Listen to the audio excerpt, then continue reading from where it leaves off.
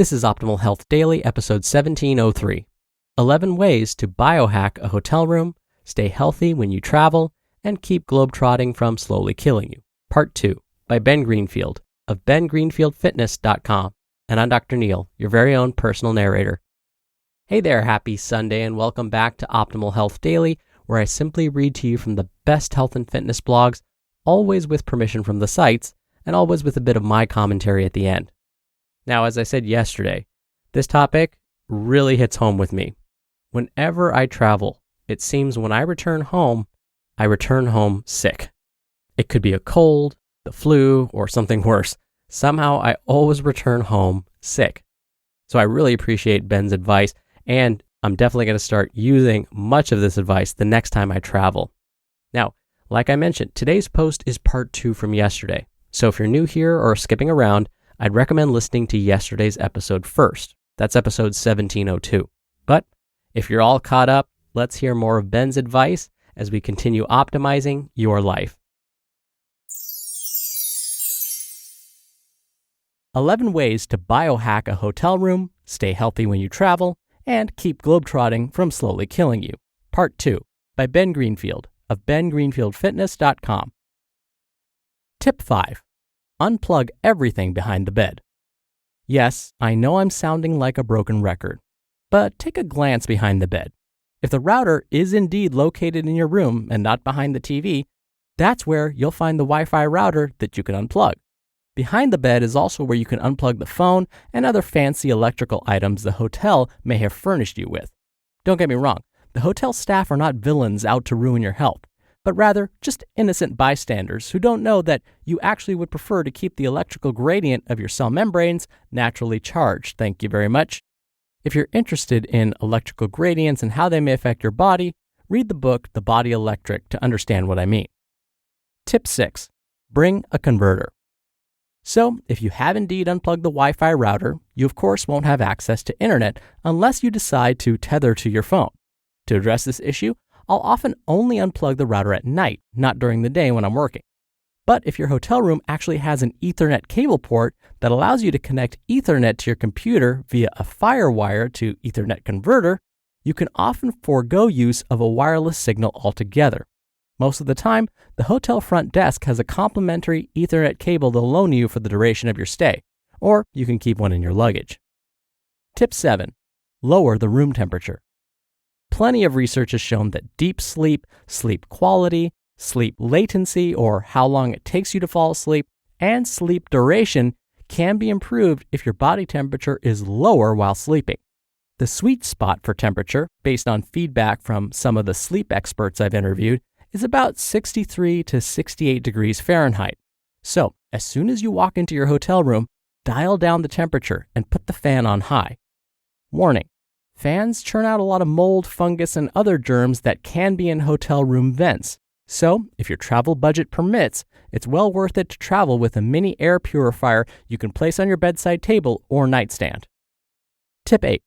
Close the curtains. Tiny slivers of sunlight, street lights, car lights, hotel lights on the exterior of the hotel, law enforcement flashing lights, and so on can all seep in through cracks in the curtains and mess with your sleep, especially if you're attempting to sleep in after a late night at a conference, adjusting to a new time zone, or staying somewhere where it gets light at 5 a.m. So, how do you keep those curtains truly closed?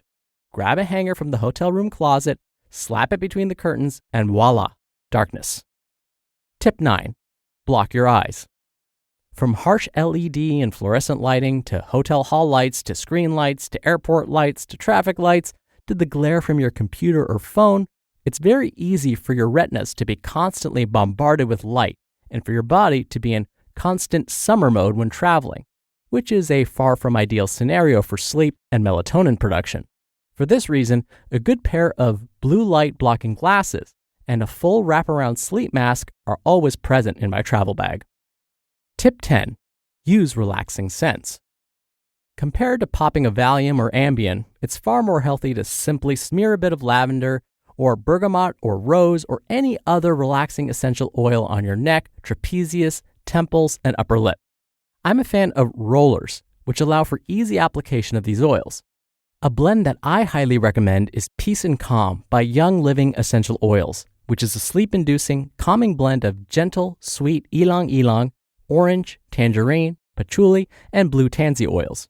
If you really want to take things to the next level, kill two birds with one stone, and both diffuse essential oils while simultaneously humidifying and cooling the dry and hot air in a hotel room, then travel with an all-in-one portable essential oil diffuser and humidifier.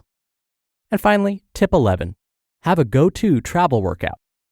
I always travel with highly portable fitness equipment, specifically a heavy resistance band that can be wrapped around bedposts or other stable objects, and a TRX-style suspension trainer that can be hung from the hotel room door or any other overhead stable object. You just listened to part 2 of the post titled 11 Ways to Biohack a Hotel Room, Stay Healthy When You Travel, and Keep Globetrotting from Slowly Killing You by Ben Greenfield of bengreenfieldfitness.com. Right now, hiring is challenging. It's time for a hiring partner that can help you rise to the challenge. That's Indeed. Indeed partners with you on every step of the hiring process. Find great talent through time-saving tools like Indeed Instant Match, assessments, and virtual interviews. Instead of spending hours on multiple job sites hoping to find candidates with the right skills, you need one powerful hiring partner that can help you do it all. And Indeed is the only job site where you're guaranteed to find quality applications that meet your must-have requirements, or else you don't pay. I love that Indeed makes hiring easy. Indeed helps star applicants shine with over 135 assessment tests from cooking to coding. Start hiring right now with a $75 sponsored job credit to upgrade your job post at Indeed.com/health. Offer valid through April 30th. Go to Indeed.com/health to claim your $75 credit before April 30th. Indeed.com/health. Terms and conditions apply. Need to hire? You need Indeed. Dr. Neil here for my commentary. Okay, I think I'm going to have to invest in a suspension trainer. This is the second time I've heard it from two different well-respected fitness professionals. I'm definitely going to have to look into that and consider bringing it along with me when I travel. Now, Ben is absolutely right when it comes to the research with regards to removing light when you're trying to fall asleep, blocking out your eyes, and keeping the room temperature low. Researchers are discovering that those things, all of those things, will help you get better, more restful sleep. So if you can make sure that, as Ben said, you close the curtains all the way so that light doesn't seep in.